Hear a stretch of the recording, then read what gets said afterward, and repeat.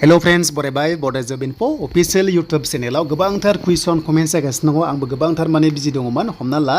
9 AM निफ्राय 5 PM सिम बिजि जायो बेखायनो कमेन्ट्सखौ रिप्लाइ खालामनो हायाखै दा गासैबो नोंथांमोननि सोंनायखौ लाबोदों कुइसन एन्सारखौ बेयावनो डिसकास खालामगोन मानोना खायसेना फट' गैया एडमिटआव खायसे रिजेक्ट जागोन नामा एन्ड बेनिफ्राय खायसे इनभेलिड जादों एडमिट मोनाखै मा खालामनांगौ बिनि गासैबो डिटेल्सखौ नोंथांमोना Bodo Job Info YouTube चेनेलाव लाबोदों बेखायनो जायफ्रा चेनेलाव गोदान साबस्क्राइब खालामना ला फैबाय थानाय समाव नोंथांमोना गोदान साख्रिनि आपडेट नोंथांमोना मोननो हागोन स' बेखायनो बे भिडिअखौ नायग्रोजोब गासिबो डाउट क्लियार जागोन मानोना खायसे भिडिअ नाया डाइरेक्ट कमेन्ट्स खालामो बेयावनो आन्दायो अके स' बेखायनो नोंथांमोना नायदो आरो साबस्क्राइब खालामदो जुदि गोदानै फैदोंब्ला बे चेनेलाव आरो बे एग्जामा ग्रेड 3 लेभेलनि आरो लोगोसे एडमिटआ माब्ला मोनगोन गोबांथार कमेन्ट्सबो खालामगासिनो दङ गुबुन पस्टनिया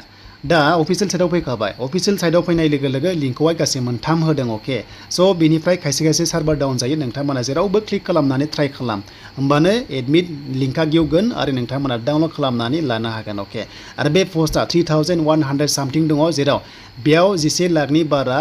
एग्जाम होग्रा स्टुडेन्टस दङ अके बेखायनो मोजां होदो टटेल मार्क्सआ 150 एग्जाम जागोन आरो 150 कुइसन मोनगोन मोनसे हाबानो 1 नाम्बार मोनगोन स' बेनि सायाव जों डिटेल्सखौ नायगोन A to Z एडमिट प्रसेसआव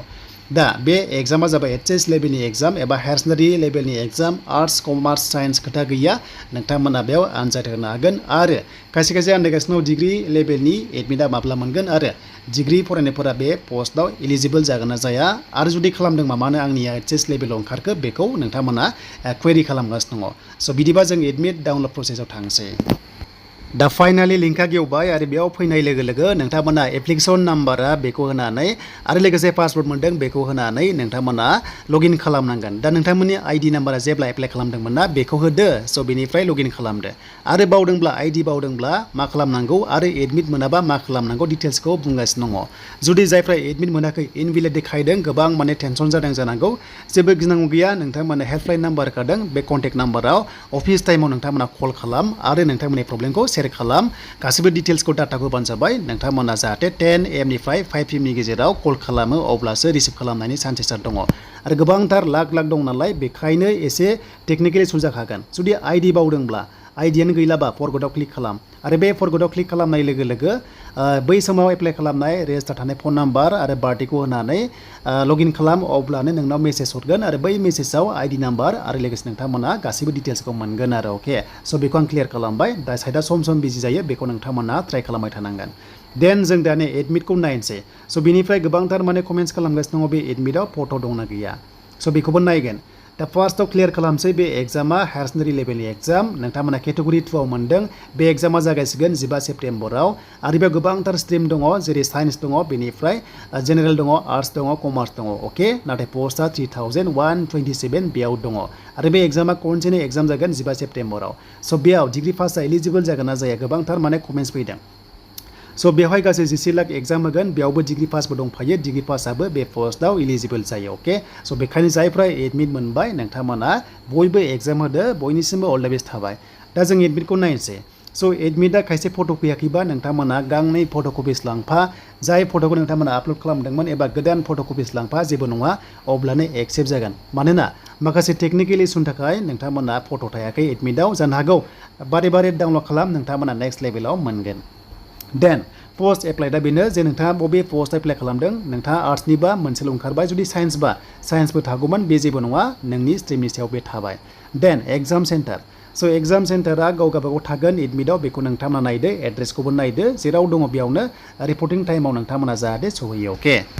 दा बेनि एग्जाम डेटआ 15 सेप्टेम्बर सानडे गोग्लैगोन टाइमा जाबाय 10:30निफ्राय 1:30सिम बेनि गेजेराव आनजादा जागोन आरो बे टटेल कुइसन नोंथांमोना 150 मोनदों आरो टटेल मार्क्सआ 150 आरो मोनसे हाबानो 1 नाम्बार नोंथांमोना मोनगोन स' बेखौ नोंथांमोना जाहाथे मोजाङै गोसो होयो आरो बे एग्जामा अफलाइन जागोन आरो बे आनजादाव नेगेटिभ मार्किं दङ 1/4 माने मोनब्रै दं जाबाथाय नोंनिफ्राय 1 माइनास दाननाय जागोन अके बेखौ नोंथांमोना जाहाथे गोसोआव लायो जुदि हायिखौ लिराबा जेबो प्रब्लेम गैया नाम्बार दाना जास्ट नोंथांमोना हाबा लिरबानो जाबाय जुदि हायाबा ओरैनो गालांनो हागोन दा बेनिफ्राय नोंथांमोना गांनै फट' कपिस लांफाथार जुदि एडमिटआव फट' गैयाबा बेखौ आं बारे होनदों नोंथांमोना जेबो जिंगा जागासिनो दं गैया देन जेब्ला एग्जामाव थांगोन एडमिटआ दानिया बेखौ लांफाथारनांगोन अब्लासो एक्सेप्ट जागोन स' बे एग्जामाव OMR शीट नोंथांमोना मोनगोन नालाय एन्सार शीट मोनगोन नालाय बेखायनो नोंथांमोना गासैखौबो जाहाथे मोजां फरायगोन जेब्लानोखि मोनो अके खुनु नोंथांमोना जेबो गिनांगौ गैया आरो गासैबो चेक खालाम जुदि गाज्रिब्ला नोंथांमोना OMR शीटआ गाज्रिबा अके दा नोंथांमोना चेक खालाम इनफर्म खालाम गासै मोनब्रै नोंथांमोना ABCD सेट मोनगोन जुदि A बा A होनानै सार्कोलाव नोंथांमोना कालार फुननांगोन बेखौ OMR शीटनि प्रसेस फैगोन एप्लाइ प्रसेस एबा फर्म फिलआप प्रसेस फैगोन नेक्स्ट लेभेलाव आरो बे एग्जामाव आधार कार्ड भटार कार्ड जि दङ एनि ID नोंथांमोना लांफानांगोन अब्लासो एक्सेप्ट जागोन नङाबा नोंथांमोनखौ एलाउ खालामनाय नङा आरो जेब्ला नोंथांमोना OMR शीटखौ डेमेज खालामो गाव खालामो नोंथांमोना रिटार्न मोना बाट नोंथांमोना जुदि गावसोरनिफ्रायनो गाज्रिखाबा नोंथांमोना थाबनो बेखौ इनफर्म खालामबा गोदान मोनो अके दा एग्जामाव नोंथांमोना माजों लिरनांगोन नोंथांमोना बलपेनजों लिरबानो जाबाय जेलजों लिरनाङा आरो लोगोसे एडमिटआ लांफाथारनांगोन आइ कार्डआ लांनांगोन बेखौथ' खिथाखाबाय दानिया बे एग्जाम हलाव मा लांनाङा बेखौ गोबांथार माने कुइसन खालामदों बाट बेखौ नोंथांमोना एडमिटआवनो मोनखाजोबगोन जेरैहाय बुक लांनो मोना एबा लेखा लांनो मोना पेपार लांनो मोना मबाइल फन लांनो मोना केलकुलेटर लांनो मोना दा माखासे इलेक्ट्रनिक्स डिभाइसफोरथ' मोनखाया बेखौथ' मिन्थिखागौ एग्जाम होग्राफ्रा बेखौ आं क्लियार खालामबाय नर्मेलि नोंथांमोना बुजिखाबाय जानांगौ आरो बेनोसै नोंथांमोना डिटेल्सखौ मोनजोब्बाय आरो गोबांथार गिनांगौ गैया जुदि इनभेलिड जादोंबा नोंथांमोना बारे ट्राइ खालाम आरो मोनथाराबा कल खालाम माखासे कल नाम्बार दंखायो टल फ्रि दंखायो बिथांमोननि ADREनि बिथांमोनजों कन्टेक्ट खालाम अब्लानो नोंथांमोना मोनगोन दा बे एग्जामाव गासैबो डिग्री पासआबो एलिजिबल जागोन HS पासआबो एलिजिबल जागोन आरो डिग्री पासनि एडमिटआ नोंथांमोना बे एग्जामा जोबनाय लोगो लोगोनो मोनगोन आसा खालामो थाबैनो मोनथों आरो जेब्ला मोनो नोंथांमोना चेनेलाव मोननो हागोन दा ABCD मोनगोन नालाय नोंथांमोना बयनाबो मिलायलाया एग्जाम हलावहाय जायखिजाया ABCD मोनोबा जि सिरिज मोनदों बे सिरिजखौ नोंथांमोना जाहाथे कालार फुननानै लायो जेब्लानोखि फिलआप खालामो दा बे एग्जामाव नेगेटिभ दङ 0.25 माने नोंथांमोना मोनब्रै गोरोन्थि जाबा नोंनिफ्राय -1 दाननाय जागोन बेखायनो हायैखौ नोंथांमोना लिरनाङा आरो हायाबा जेबो प्रब्लेम गैया नोंथांमोना नाम्बार दानजाया दा जों बुजिबाय बे आनजादा जोंहा HS लेभेलनि आरो लोगोसे डिग्री लेभेलनि आनजादा एक्सट्रा जागोन बेनो जाबाय नोंथांमोना डिप्ल'मा गोनां गैयै 29 सेप्टेम्बराव जागोन आरो बे जोबनानै ग्रेड 4 जागोन बेखौ जों मिन्थिबाय स' बेनिफ्राय नोंथांमोना गासैबो डिटेल्सखौ मोनजोब्बाय आरो बे एग्जामा बर'जों आनजाद होनो मोनगोन आरो बेयाव एग्जाम पास जाबाथाय मोनसे काट अफ थांनानै नेक्स्ट लेभेलाव स्किल टेस्ट लानाय जागोन बेनिफ्राय लास्टआव मेरिट बेसिसाव नोंथांमोना साख्रि मोनगोन दा बेनोमोन आसा खालामो नोंथांमोना गासैबो क्लियार जाबाय एडमिट प्रब्लेम जादोंबा नोंथांमोना बारे ट्राइ खालाम बेनिफ्राय टल फ्रि नाम्बाराव कल खालामदो आरो बे एग्जामाव नोंथांमोना जाहाथे मोजां होयो